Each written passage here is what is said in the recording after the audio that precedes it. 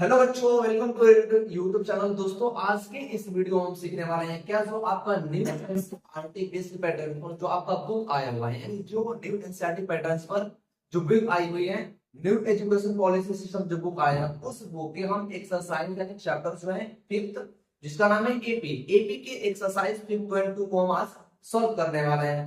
और इसमें बहुत सारे बच्चों को कंफ्यूजन होता है, तो हम आपको 100% 110% की गारंटी देते हैं कि 10 मिनट के बाद इस क्वेश्चन को आप चुटकियों में खत्म कर देंगे, उड़ा देंगे विद सॉल्यूशन। और आपको ये कॉन्सेप्ट समझ में आएगा, ये कॉन्सेप्ट आपको समझना पड़ेगा कि कैसे हम इसको सॉल्यूशन करते हैं। तो हम इसमें nth का एक फार्मूला होता है, nth के फार्मूले को हम लिखेंगे और उसके अकॉर्डिंग हमें देखेंगे कि डेटा में हमारे पास क्या है और हमें डेटा को कैसे फिल करना है। फॉर एग्जांपल, जो आपका nth का फार्मूला होता है वो होता क्या है, तो वो होता है an, जो लास्ट का nth टर्म होता है वो a plus n minus 1 into d। इसी फॉर्मूला के अकॉर्डिंग हम क्या करेंगे, इस सॉल्यूशंस को, इस चैप्टर को हम क्या करेंगे, सॉल्व करने वाले हैं। जैसे कि अगर हमारे पास क्या है ए हमारे पास ये दिया हुआ है, डी आपके पास ये है, एन आपके पास ये है, आपको फाइंड क्या करना है, ए एन फाइंड करना है। तो ए एन कैसे फाइंड करेंगे, ए एन जगह पर ले लीजिए आप ए एन।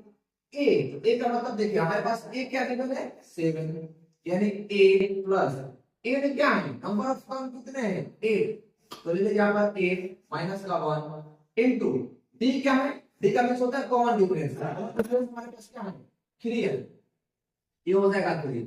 तो an हो जाएगा क्या 7 प्लस 8 में से 1 जाएगा क्या बचेगा 7, 7 3 कितना हो जाएगा 21, यानी 21।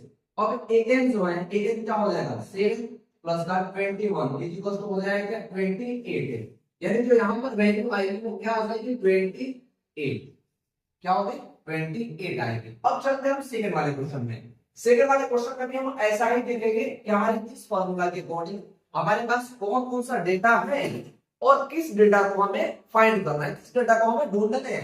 तो इसके अकॉर्डिंग हम क्या करेंगे, ढूंढ लेंगे इसको। आते हैं, हमारे पास ए है, हमें फाइंड क्या करना है कॉमन डिफरेंस। हमारे पास कॉमन डिफरेंस नहीं है, हमारे पास नंबर ऑफ टर्म है, हमारे पास एक टर्म भी है। तो हमें क्या फाइंड करना है, हमें फाइंड करना है इसमें कि कॉमन डिफरेंसेस का क्या है।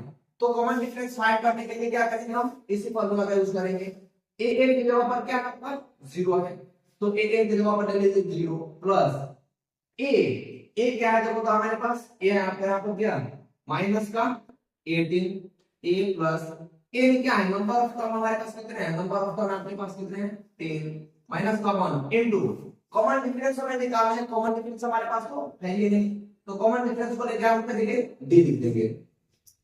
ये माइनस का है तो ये इस पर आएगा तो क्या हो जाएगा, ये प्लस का हो जाएगा। तो 18 इज इक्वल टू 10 में से एक जाएगा तो क्या बचेगा 9, 9 का इनटू डी की जगह तो हो जाएगा 9d। तो इसको लिख सकते हैं यहाँ पर क्या 9 इनटू डी, तो ये कैंसिल, यानी डी की वैल्यू कितनी आई, डी की वैल्यू आ गई क्या 2। तो क्या मुझे बताइए इसमें हमें डी की वैल्यू फाइंड करनी थी, यस डी की वैल्यू फाइंड करनी थी। तो यहाँ पर हमारी वैल्यू क्या आ जाएगी 2, क्या आ गई 2 आ गई। तो हमारी डी की वैल्यू यहां से क्या हो गई निकल गई। आई होप कि ये क्वेश्चन आपको समझ में आया है। चलिए चलते हैं किसी का थर्ड वाले पर। अब ये क्वेश्चन हो जाएगा यहाँ पे, देखिए थर्ड वाले में हमें क्या करना है, यहाँ पर हमें फाइंड करना है क्या ए। हमारे पास ये नहीं, हमारे पास क्या है ए भी है, एन भी है और ए एन भी है। तो ए एन का फॉर्मूला हमारा क्या होता है, ए एन का फॉर्मूला आपका होता है a plus n minus 1 into d. क्या होगा ए एन का, a n is equal to a plus n minus 1 into d. हमने ऊपर में लिख रखा है, हमें फाइंड क्या करना है इसमें ए एन हमें दे रखा है माइनस का 5 ले लीजिए इज इक्वल टू ए क्या है, वो तो ए नहीं है तो ए को आप ए लिख लीजिए plus n number of term हमारे पास कितने हैं 18, 18 माइनस का 1 into common difference, common difference यहां पर माइनस का क्या है 3। तो अब ले लीजिए क्या, ये माइनस का 5 is equal to a plus 18 में से 1 जाएगा 17, यानी 17 का इनटू 3 से कीजिएगा तो 17 या 51 यानी 51 कितना हो जाएगा, ये होगा माइनस का क्या होगा 51, क्योंकि देखिए ये माइनस और ये प्लस, माइनस प्लस माइनस। अब होगा क्या माइनस का 5, अब ये माइनस में था तो इस पर आएगा तो प्लस में हो जाएगा 51 इज इक्वल टू होगा a। अब ये कितना आ जाएगा यहाँ से, ये आ जाएगा आपका कितना 46, यानी इसमें फर्स्ट टर्म जो हमारे पास थे वो फर्स्ट टर्म हमारे पास क्या आ गई 46। आई होप ये क्वेश्चन आपको समझ में आ गया है। अब देखते हैं क्या लास्ट वाले में। अब लास्ट वाले में हमारे पास क्या है, ए हमें दिया हुआ है, डी हमारे पास है, हमें फाइंड क्या करना है नंबर ऑफ टर्म, यानी नंबर ऑफ टर्म हमारे पास कितने हैं। क्या आप इस क्वेश्चन को फाइंड कर पाएंगे कि नहीं कर पाएंगे, कीजिएगा। अगर आप हो सकता है आपसे तो कर लीजिए, नहीं होगा तो कमेंट सेक्शन में कमेंट जरूर कीजिए। और हम आपका जो लास्ट वाला है, इस लास्ट वाले को हम आपको बताने वाले कि लास्ट वाला क्या है। लास्ट वाले को कैसे सॉल्व करेंगे देखते हैं, आइए। लास्ट वाले को सॉल्व करने का भी वही हमारा तरीका रहेगा, कोई हमारे पास कुछ नहीं रहेगा, सारी चीजों को हम करने वाले हैं। तो यहां से हम देखते हैं a n is equal to a plus a minus 1 into d। अब देखिए हमारे पास a की जगह पर है a n, हमें पता नहीं है कि a n हमारे पास क्या है। a हमारे पास है 3.5, a 3.5 plus a number of term हमारे पास कितने हैं 105 माइनस 1 इनटू d। बट मजे की बात ये है कि हमारा कॉमन डिफरेंस यहाँ पर 0 है। 0 का मतलब कि दो अगले टर्म और पिछले टर्म के बीच में अंतर है ही नहीं। अंतर नहीं है इसका मतलब क्या कि फर्स्ट टर्म जो होगा वही लास्ट टर्म होगा। कैसे देख लीजिए आगे करके। अब हो जाएगा क्या डी, डी हमारे पास क्या है 0।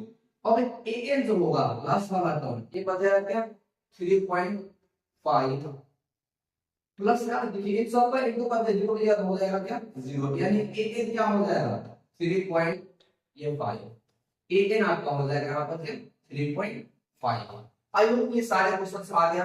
यानी देखिए फर्स्ट टर्म जो होगा वो लास्ट टर्म के इक्वल हो जाएगा। जैसे हम आपसे कहें क्या कि एक हमारे पास नंबर है 3.5 एक टर्म है, दूसरा भी है 3.5, तीसरा भी है कितना 3.5। ये सारे टर्म आपस में क्या है सीक्वेंस में चल रहे हैं आगे, तो उनके बीच का कॉमन डिफरेंस क्या हो जाएगा 0 हो जाएगा।